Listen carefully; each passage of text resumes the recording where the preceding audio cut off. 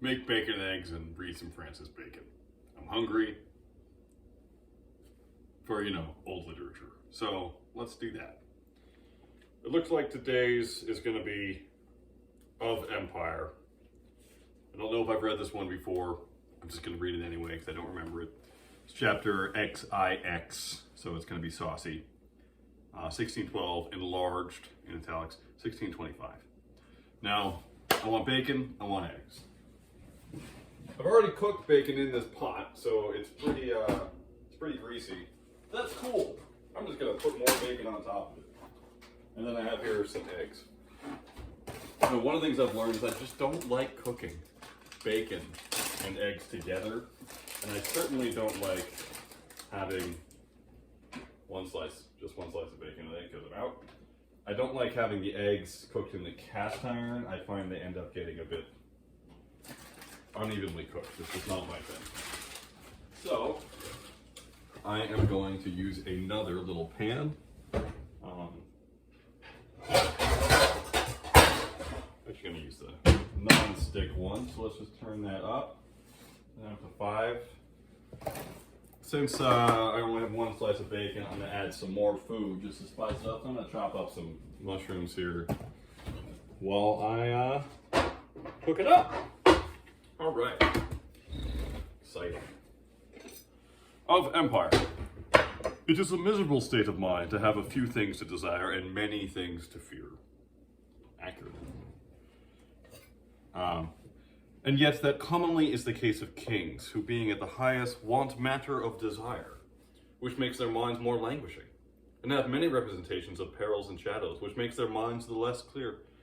And this is one reason also of that effect which the scripture speaketh of, that the king's heart is inscrutable, for multitude of jealousies, and lack of some predominant desire that shall marshal and put in order all the rest, maketh any man's heart hard to find or sound. Hence it comes likewise that princes many times make themselves desires, and set their hearts upon toys, sometimes upon a building, sometimes upon erecting of an order, sometimes upon the advancing of a person, sometimes upon obtaining excellency in some art or feat of the hand, as Nero for playing on the harp, Domitian for certainty of the hand with the arrow, Commodus for playing a fence, Caracalla for driving chariots, and the like. This seemeth incredible unto those that know not the principle, that the mind of man is more cheered and refreshed by profiting in small things than by standing at a stay in great. We also see that kings that have been fortunate conquerors in their first years, it being not possible for them to go forward infinitely, that they must have some check or arrest in their fortunes, turn in their latter years to be superstitious and melancholy, as did Alexander the Great, Diocletian, and in our memory Charles V, and others. For he that is used to go forward and findeth a stop falleth out of his own favor, and is not the thing he was. That is the best argument for not having succeeded early in my tech career I have ever heard. Also, my governor likes to play with racing cars, which is basically chariots. So I'm going to start calling, whatever his name is. I don't like him, he's a Republican. Caracalla instead. It's going to be nice. Yeah. I like the line, the mind of man is more cheered and refreshed by profiting in small things, by standing and staying in the great. This morning, I had a really nice pastry. It was excellent. What else does one need than that? Nice pastries, cabin, something in the woods. All right. To speak now of the true temper of empire, it is a thing rare and hard to keep, for both temper and distemper consist of contraries. But it is one thing to mingle contraries, another to interchange them. The answer of Apollonius to Vespasian is full of excellent instruction. Vespasian asked him, "What was Nero's overthrow?" He answered, "Nero could touch and tune the harp well, but in government sometimes he used to wind the pins too high, sometimes to let them down too low." And certain it is that nothing destroyeth authority so much as the unequal and untimely interchange of power pressed too far and relaxed too much. This is true, that the wisdom of all these latter times in princes' affairs is rather fine deliveries and shiftings of dangers and mischiefs when they are near, than solid and grounded courses to keep them aloof. But this is but to try masteries with fortune, and let men beware how they neglect and suffer matter of trouble to be prepared. For no man could forbid the spark, nor tell whence it may come. The difficulties in princes' businesses are many and great, but the greatest difficulty is often in their own mind. For it is common with princes, saith Tacitus, to will contradictories. Sunt plenumque regum voluntates vehementes et interse contraria. For it is the solecism of power to think to command the end, and yet not to endure the mean. Every day you read Latin is a good day. Every day you read Latin is a good day. All right, my bacon is cooking. My pan is getting hot. I'm going to use this canola oil. I realize butter is okay. It's really good, but like I don't always need to have everything crusted in butter. And olive oil tends to burn at the high temperatures I like my eggs be at. So I started using canola oil, which I find also lends itself to a very nice golden pancake when you make pancakes. I've cut up some mushrooms here. I got one more to do. I don't mind eating the stems. Some people say they're woody. I've never really understood that. So, Andrew Laney, if you're around, you're wrong. But yeah, I just like eating the stems too. They're all just food. So we're going to the same place. And recycle this. Something like a seventh of all recycled stuff is actually used for recycling, which is pretty sad. Kings have to deal with their neighbors, their wives, their children, their prelates, their clergy, their nobles, their second nobles, their gentlemen, their merchants, their commons, and their men of war. And from all these arise dangers, especially the prelates, if care and circumspection be not used. First, for their neighbors, there can be no general rule to be given, the occasions are so variable, save one which ever holdeth, which is that princes do keep due sentinel, that none of their neighbors do overgrow, so by increasing of territory, by embracing of trade, by approaches of the like, as they become more able to annoy them than they were. And this is generally the work of standing councils to foresee and to hinder it. During that triumvirate of kings, King Henry VIII of England, Francis I, King of France, and Charles V, Emperor, there was such a watch kept that none of the three could win a palm of ground, but the other two would straightway balance it, either by confederation or, if need were, by a war, and would not in any wise take up peace at interest. And the like was done by that league, which Giocardini saith was the security of Italy, made between Ferdinando, the King of Naples, Laurentius Medicus, and Ludovicus Sforza, potentates, the one of Florence, the other of Milan.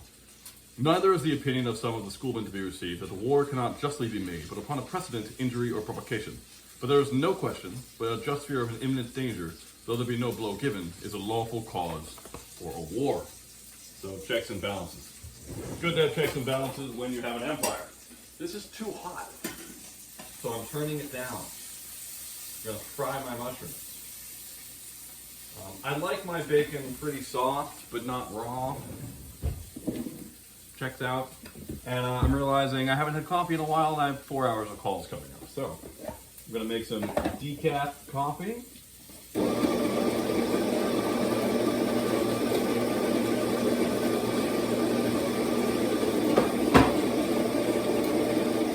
Now, why decaf, you ask? I got norovirus a few weeks ago, and it really sucked. And I realized I don't need coffee. It just makes me really anxious. I woke up on the Sunday after having it, and I wanted to do my taxes, and I needed to do my taxes, and they were a joy to do, and then they were done. I'm like, why do I have anxiety? I could just not have coffee. And so I've basically quit, and I'm actually a happier person. So I've just started having decaf all the time, to the point where it probably now is the same as normal coffee, but I really like it. It makes you feel like you're drinking coffee, but you don't actually have any of the annoying after effects. That's right, Francis Bacon and Eggs, interspersed with random, stupid asides.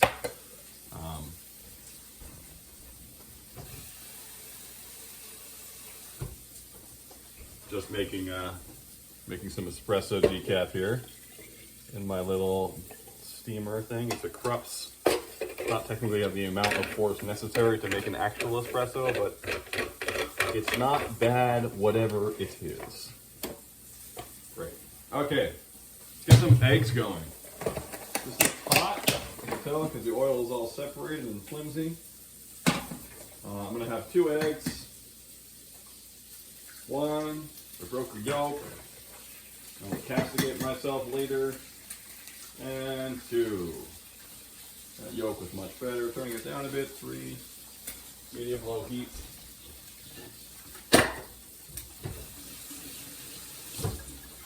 Now I find I actually enjoy turmeric in general in things.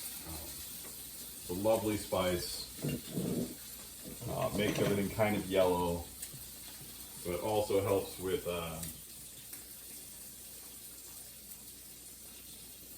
arthritic type pain, you know, RSI stuff.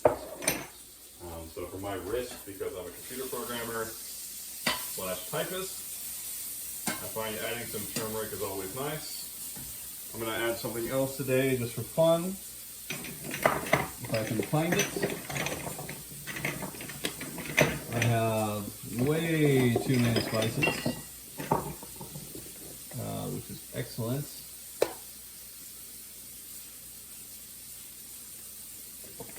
I can't find it anywhere. I used to have chimichurri sauce.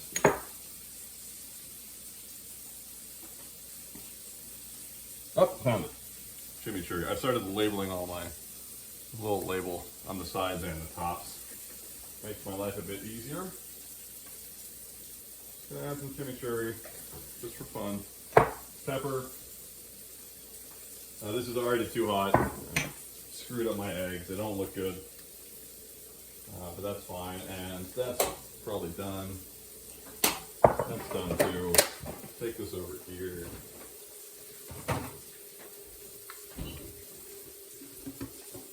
And now, I bought this Benson's Biolis from Patchwork Farm.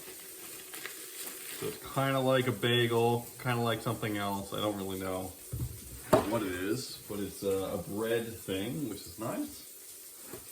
I'm gonna slice that in half and put it in the toaster. Excellent. For their wives, there are cruel examples of them. Livia is famed for the poisoning of her husband. Roxolana, excellent name, Suleiman's wife, was the destruction of that renowned prince. Sultan Mustafa, and otherwise troubled, his, oh, it's a better page, house and succession, which I broke. I've destroyed this book. Edward II of England, his queen, had the principal hand in the deposing and murder of her husband. This kind of danger is then to be feared chiefly when wives have plots for the raising of their own children, or else that they be advoutresses. So don't marry, I guess. For their children, the tragedies likewise as dangers from them have been many, and generally the entering of fathers into suspicion of their children hath been ever unfortunate. The destruction of Mustafa, that we named before, was so fatal to Solomon's line, as the succession of the Kurds from Solomon until this day is suspected to be untrue and of strange blood.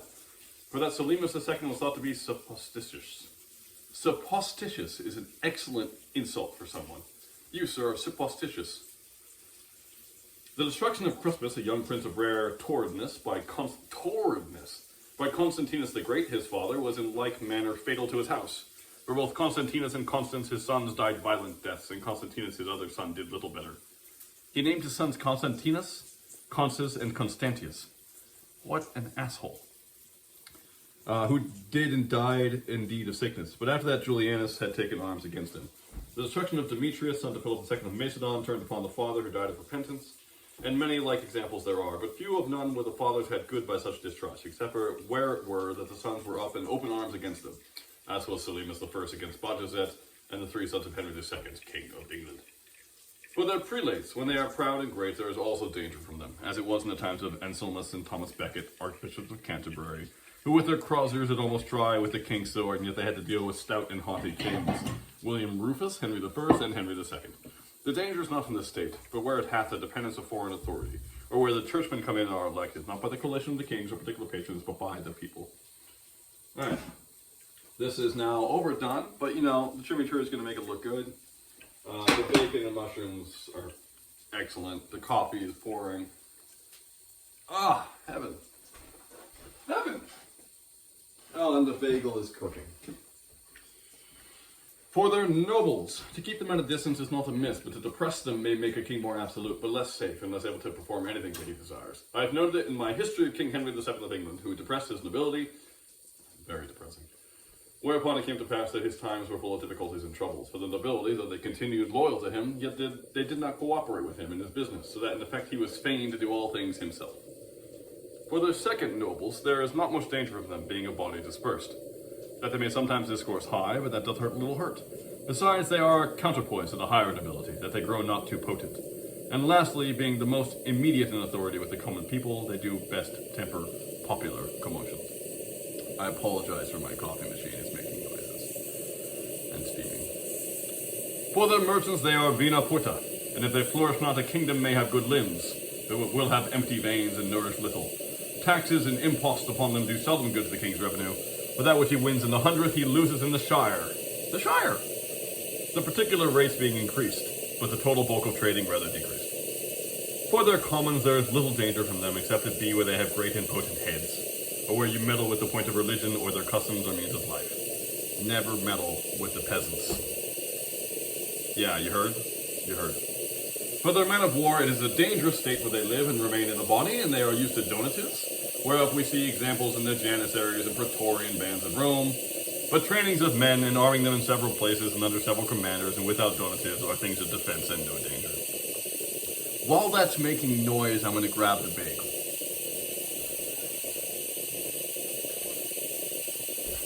So this looks great.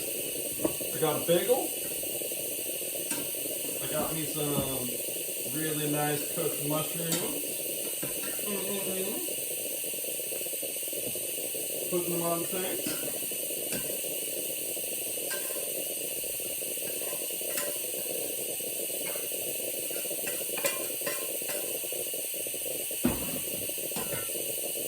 And I got me an egg.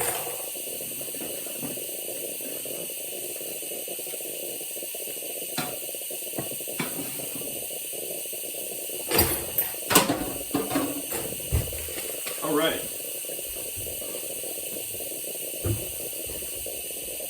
So we're almost done here. Then I can eat.